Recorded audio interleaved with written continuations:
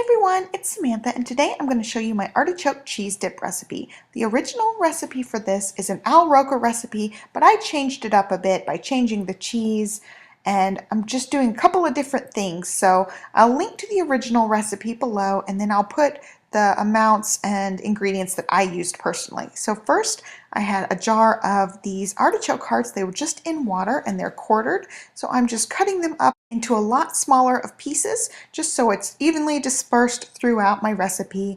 And I'll link to this knife below. I absolutely love this knife. I ended up buying 2 of them because I love them so much, and I use them for everything, and they make me feel like a chef. So here I'm just dicing it up a little bit finer, just so that the pieces are nice and small.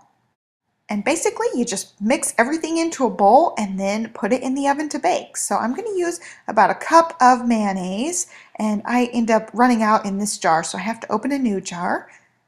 And since I'm not a huge fan of Parmesan cheese, which is what the original recipe calls for, I decided to use Colby Jack cheese. So I have 2 unopened bags of this. They're each about 2 cups, I think it says, and then I have 1 bag that has a tiny bit left.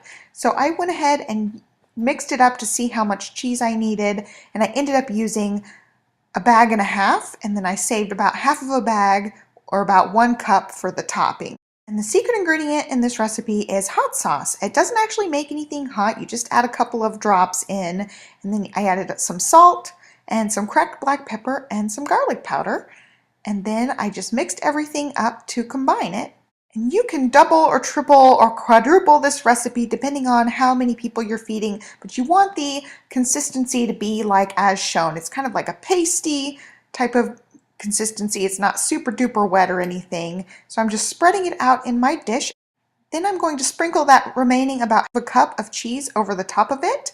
And I'm going to be taking this to a potluck. So I didn't immediately bake it, but you're going to want to bake it at 350 for about 25 to 30 minutes till everything's nice, melted, and gooey. So there is the finished recipe. I've got the lid for this dish. I'm just taking it to the potluck and baking it at their house so it's nice and warm for everybody.